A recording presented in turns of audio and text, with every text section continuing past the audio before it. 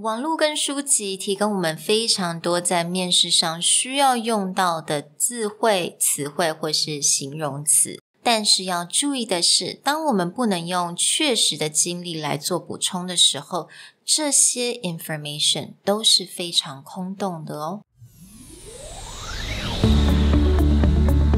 Hello， 欢迎来到 Executive Plus 主管双语沟通力的 podcast。我们希望带给大家最实用的沟通工具，包括了成功人士对全球市场的分享、职场英语的技能、跨文化沟通技巧与其他能帮助您成为出色领导者的工具。Hi, I'm Sherry, founder of Executive Plus.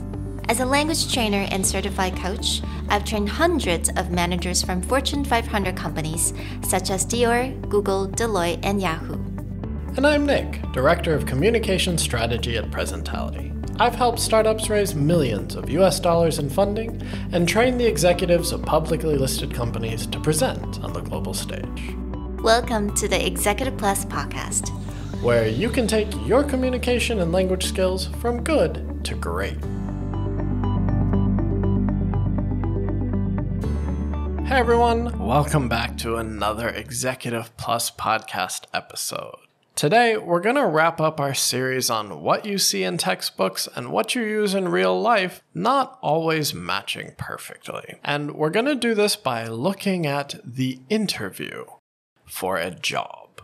A lot of times, you get a big long list of interesting vocabulary and phrases you can use,None of which you should be putting into your interview. 我相信现在在听的非常多人 myself included 我们都有在 Google 上面就 search interview or resume adjectives 然后你就会有一个 list of adjectives 然后那 adjectives 可能有不同的 category 有没有 like leadership and then teamwork and self-starter 像类似像这样子的 list 我们应该都有用过但是在用到这些字的时候你要非常的小心就是当你没有办法很具体的有你的 actual experience that support these adjectives 其实它会变成是非常空洞的 So how do we move away from just using empty open adjectives to building in these real life examples, these real-life situations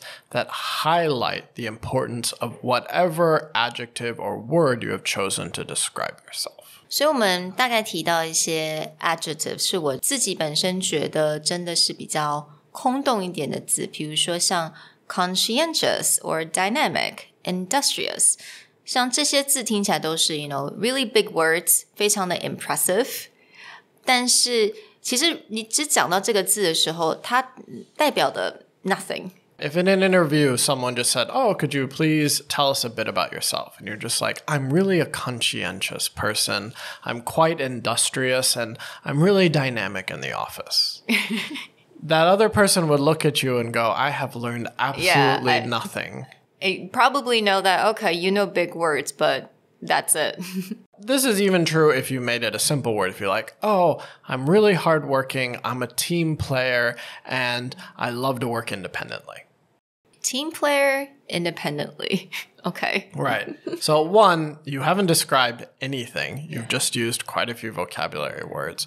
And two, I don't have a context for what proves you are any of the things you just said. What we want to work on, especially where most of our audience has been working for several years to decades, and you have a lot more experience, and so it doesn't come down to as many words as you can use, it comes down to one keyword and proof to back it up. 因为我们的 audience 其实工作时间都已经有非常多工作经验所以当你要在做 interview 的时候当然就是你提供一个字可能一个形容词但是你就要来 back up 你这个形容词为什么你可以说你是 conscientious why you give support So I'm going to share with you a dialogue from a fairly well-known business English textbook for interviews here in Taiwan. And I'm going to skip the beginning because there's a different problem with that, which is in the interview, the person starts out with their university degree history. And quick warning, please, if you have been working for more than 2 years, you should never start with your university degree background. It is not the greatest thing that you ever achieved. If you've worked for more than 2 years, there are certain lessons you should distill down. If you have worked for more than 10 years, definitely do not talk about this first. 所以在我们进入我们等一下的 content 之前，先要讲一下，就是当我们人家在问你说 Can you please describe your background? 拜托我们第一句绝对不要说我从哪边毕业的。这个因为如果你已经工作了5年10年，就算是2年好了，其实你从哪边毕业已经没有那么大的，等于说 it shouldn't be the first thing on your list anymore, right? Because it should be your experience, 是你的经历，是你的工作经验才是重要的。Let me share with you a dialogue inside this book. The interview's question is, how would you describe your personality? And the response is, I would describe myself as motivated, attentive to detail, and committed to teamwork. I am a collaborator, and I can also work independently. I'm so confused. Exactly. Collaborator, 然后又可以 work independently. What does that mean? A lot of people may say, companies care about teamwork, and companies also care that someone's a self-starter, so I should talk about both. No. It's not that both of these aren't important, but when you say, I am a collaborator and I work independently, you're trying to show flexibility, in which case, use the word flexibility. Or use the phrase, I can adapt to different situations. Don't say, I can do A and I can do B, because it doesn't sound like you can do both. It sounds like you don't specialize in anything. Right? I can be detail-oriented or I can be flexible. Pick one. What this comes down to is, if you notice, they actually use 4 or 5 adjectives just in this one phrase to describe themselves. Don't do that. Do this. Say one word that strongly describes you and one example of how that is true. Right? So let's say you want to go after this independent and collaborator. Change the word to, what am I trying to show? Flexibility. In the last 10 years of my career, I have learned that no matter the title of your position, it's important to be flexible. Very often, I was responsible for building out a team of 50 different people and making sure they work together. However, when I had to form a new department for the company, because I was the first person to create the department, I had to work independently to build up the framework before creating a team. I showed collaborative, I showed independent, but I used flexibility and I used a story of managing a team and starting a department to explain the difference between these two. 所以刚刚 Nick 是用了他自己的故事、自己的经历去解释什么叫做我可以 independently 工作，或者是我可以在一个 team 里面工作，什么是我可以很弹性的去调整自己，这些都是用故事跟你的经历去解释的。Alright, 让我们看另外一个 example。那我刚刚有提到说一些字，它非常的空虚的字，也就是 for example,Dynamic. OK, dynamic 这个字，如果你真的去 Google 了一下，你会发现它的 definition 其实还蛮广的。它可以说是 characterized by constant change, activity, or progress. 它可以说 like, flexibility. 或者它如果是形容人的话，它意思就是 positive in attitude and full of energy and new ideas. 也表示它是非常正面的，很积极的。所以到底是哪一个呢？ So my suggestion 也就是你可以直接就是用 I'm very positive, right? When I encounter any situations or obstacles, for example, I had a project that hit a lot of bumps because of all these things that happened. I was able to have this positive attitude and carry through that project and had a very successful results.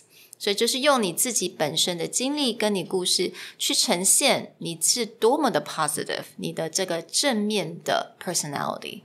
And this is where we're pushing back on the idea of don't use a big word for the sake of using a big word unless you're going to define that.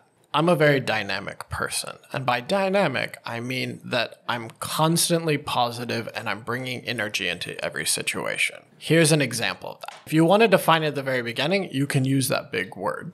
If you don't define it, some of these words are a bit ambiguous as into which meaning. Are you talking about this version of that word? Or are you talking about that version of this word? For dynamic, are you talking about this ability to constant change and adapt? Or are you talking about the positive and full of energy definition? And if you don't talk about that, just saying the word won't mean anything.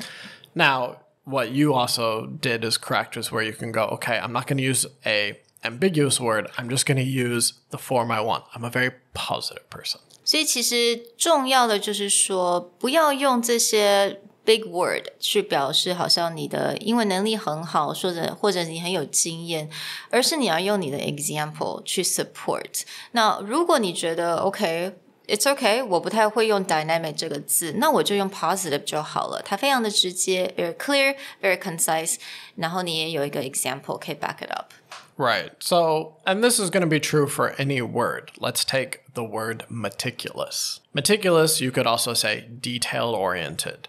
Very careful about details. Care a lot about the details. And to be honest, for the interviewer, if you used any of those versions, the only thing that will matter is the story you use to back it up.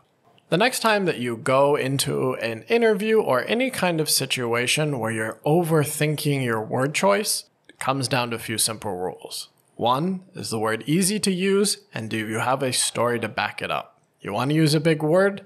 Have a good story. You want to use an easy word? Have a good story. We'll talk to you guys next time. Bye. Bye. 如果你喜欢我们的 podcast， 欢迎来追踪我们的主管英文 Executive Plus 的 Facebook。那也可以写信到我们的信箱yourcareerplus@gmail.com